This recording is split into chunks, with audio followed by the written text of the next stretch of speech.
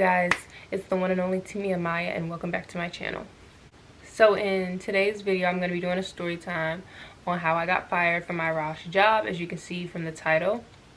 So I was working at Ross the summer of 2019, so this is when I just got out of college for spring semester, and I was looking for a job. And in my area, it is very hard to find a summer job because they don't want temporary people. They want people who want to actually work there. And they know during the summer college people come back home, and it's hard because they know that you're most likely a student and they're not going to hire you. So I got hired at Ross by my mom going there because we shopped there. She went there, she talked to a manager who was scanning her items to check out, and she asked if they were hiring, and the manager said yes, and that I should apply online and submit my application that way. So that's what I did, and I got a call within a few days requesting an interview. And so when I had an interview, I talked to a hiring manager, and she told me that since they were the best in the area, that they had high standards, and that they only hire people seasonal to start out because they want to see how you work throughout that point. And if you're good enough, then they'll hire you full-time, and if you're not, then you'll just stay as seasonal.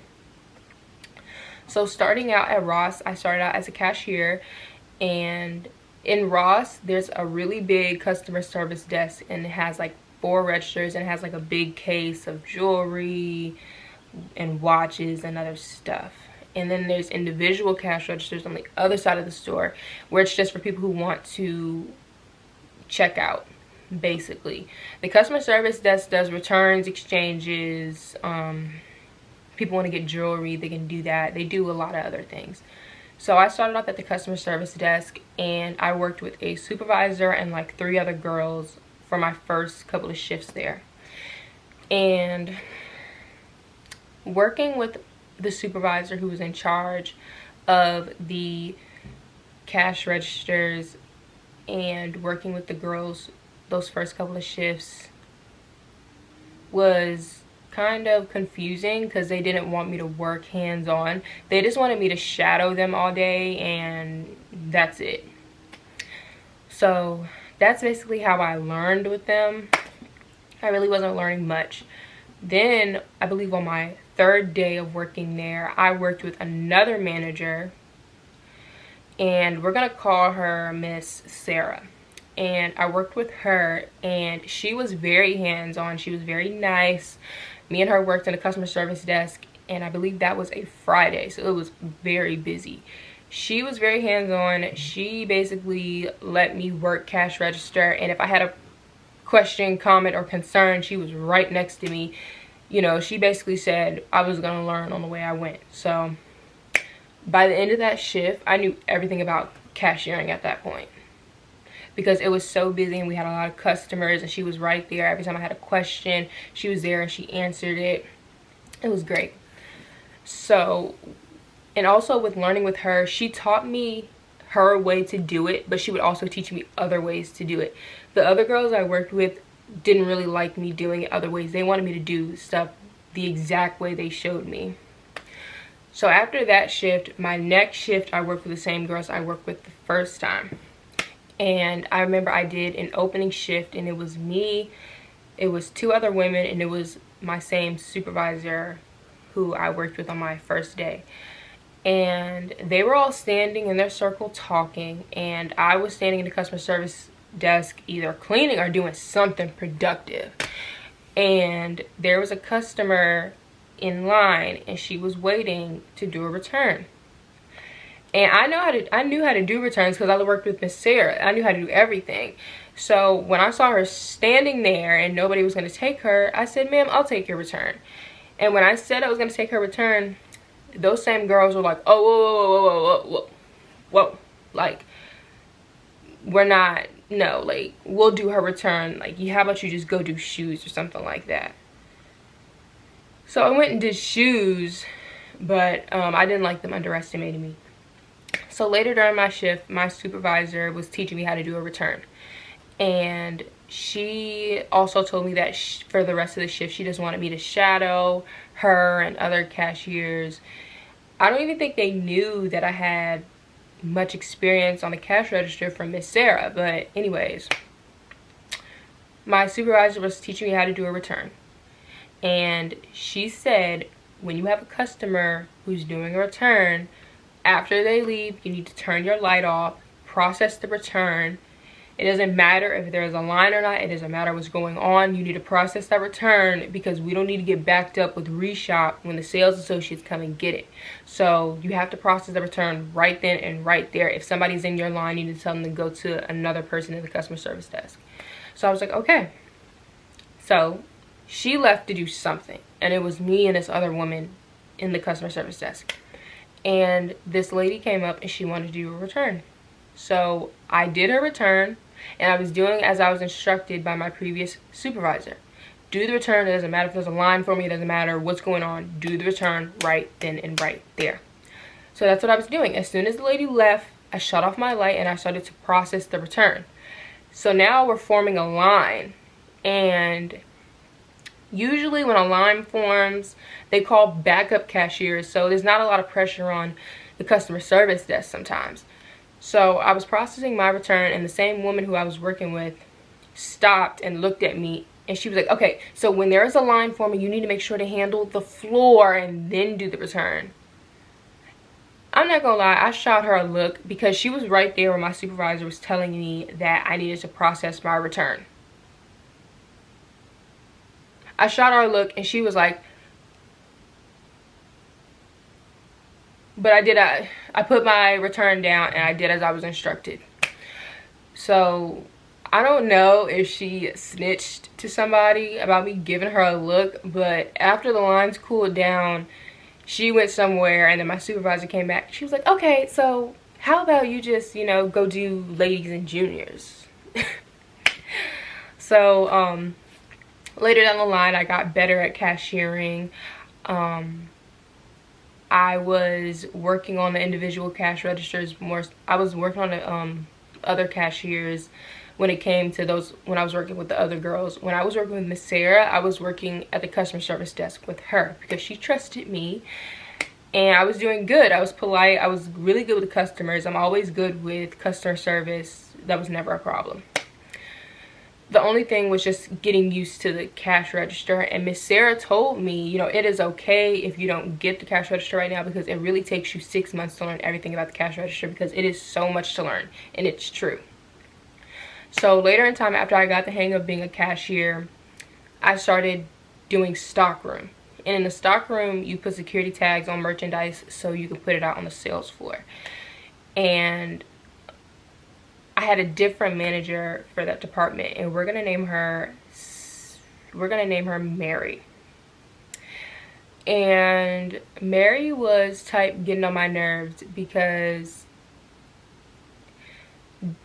she wasn't really, it's like all of them had this problem with saying, the thing is, they will all say, you know, it's okay if you don't understand because, you know, we're all here for you. You know, we're going to teach you. It's going to be okay. You make one mistake and they're on your ass. And that's what she was doing. Like, she was always saying, you know, it's okay. Just ask me anything. Ask me a question. You know, with time, you're going to learn how to do this. And if I made one mistake, she would be on me.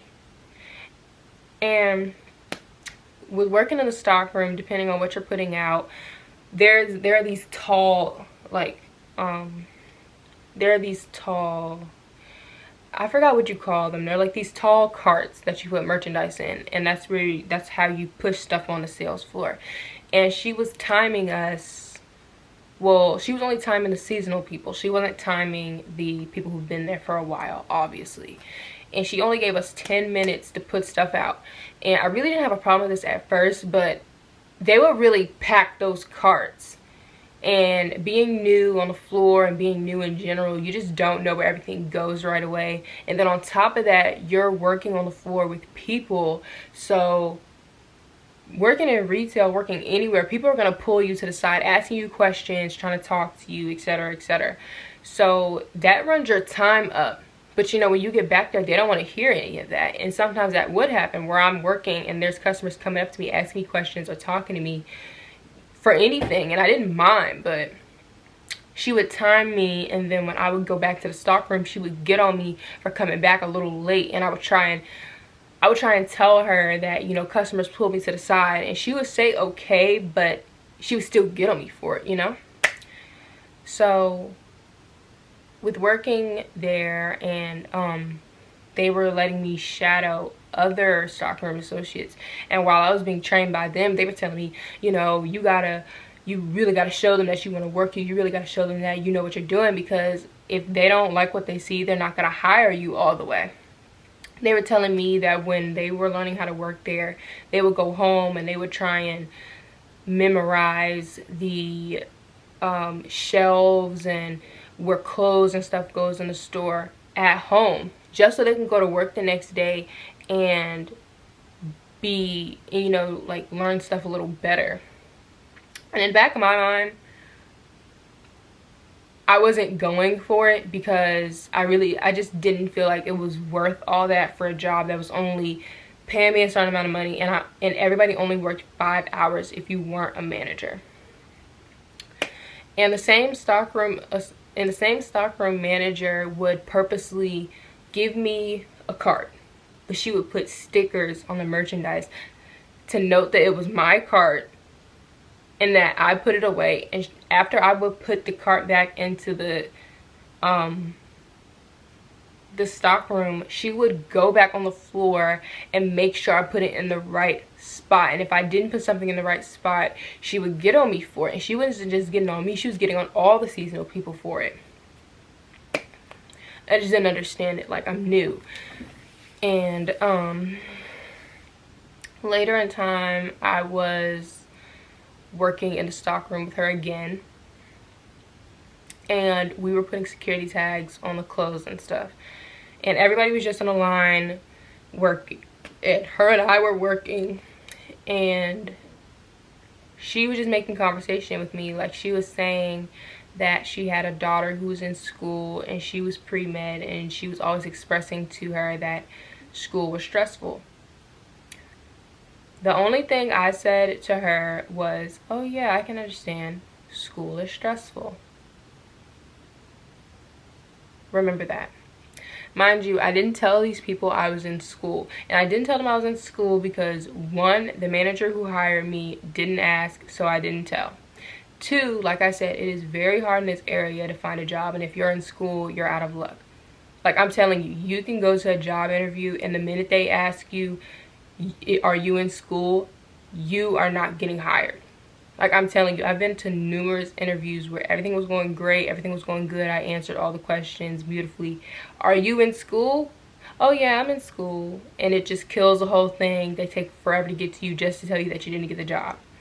I wasn't going for that this summer. So later, after that, you know, I went home, but I want to say the week after that, I noticed my hours were getting shorter. I believe it was the week after the next week. So I'm used to working 4 or 5 days a week, and I could only work 5 hours because if you weren't a manager, you weren't getting over 5 hours. So I'm used to working 4 days or 5 days. When the schedule came out, I was only working 3. I was only working Monday, Saturday, and Sunday. I worked Monday, then it came to Saturday, and the manager called me and told me that I didn't need to come in because the truck was small. So basically, I didn't work Saturday, but I did work Sunday. So then the next schedule came out, and it was the same thing. Work Monday, Saturday, and Sunday. Then another manager calls me either Sunday or Monday. I think she called me Monday, and she told me to not come in Monday because the truck was small. So at this point, I'm like, okay, this is just weird. The next night rolling around, I get a phone call from work, and I'm thinking they're like calling me about filling in for somebody or something like that. So it actually ended up being my hiring manager, and she called and she was like, hey, so, you know, since you're in schooling and everything, we want you to focus on your schooling and all that type of stuff. You do not have to come in anymore. We are letting you go. And I was like, okay. And it was dead silent on the phone. She didn't say anything. So I thought the conversation was over. So I was like, okay, well, thank you. Have a good one. And I hung up. She calls back. She calls back and I answer the phone and I was like, hello? And she was like, I wasn't done talking. And I was looking at the phone. I was like, first of all, who are you talking to?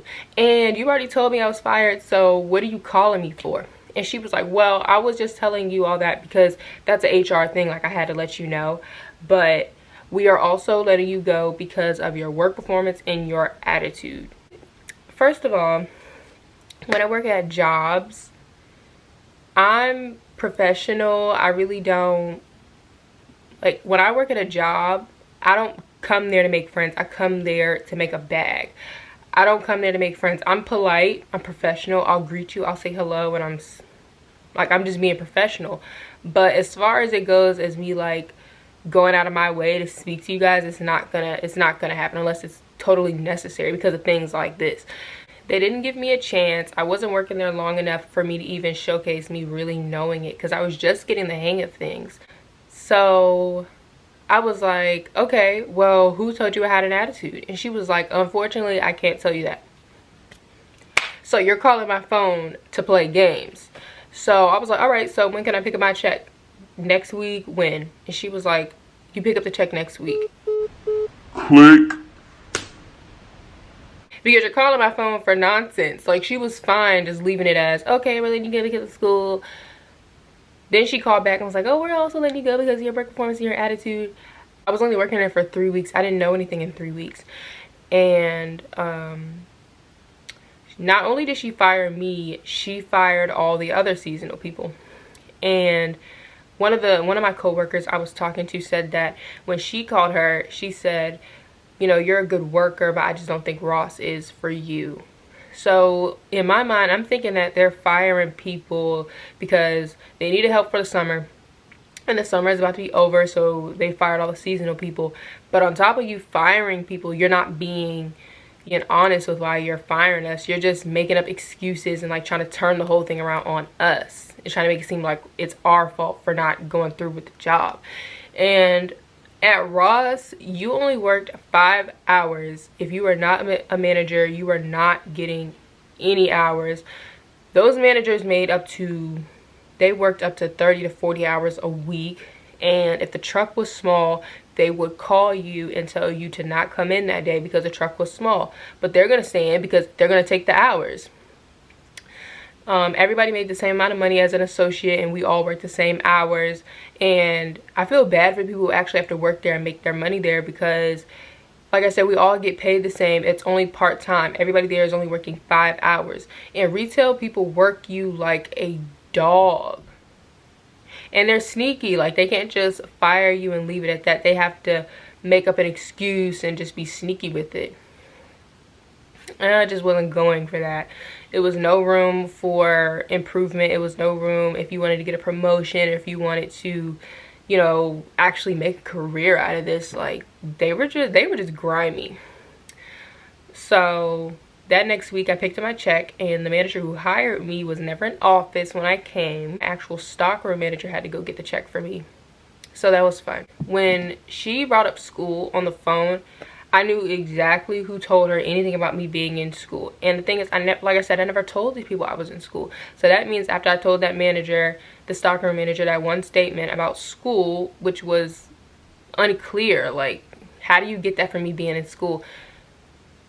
That means that after I left, they went back and they were talking about me, and then they conjured up this plan and thought they were going to fire me, and I was going to be broken up about it. I mean, I was mad at first, but then that's not even a job that even benefited me. That's not a job that was even in my career choice. I was just working there to make pocket change, and that's what I did. So they thought they were getting rid of me, and really, I used them. When they fired me, I had 2 weeks until I went to school, so I wasn't worried about it. Yeah,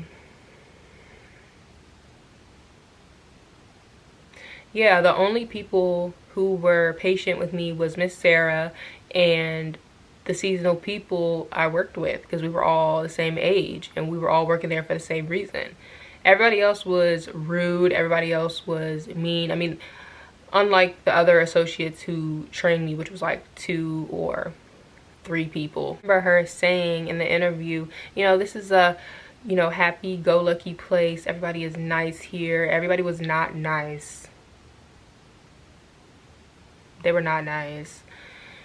But I hope you guys like this story time. I hope you guys like this video. Make sure to like, comment, and subscribe. I will see you guys in my next video. And with that, I'm signing off.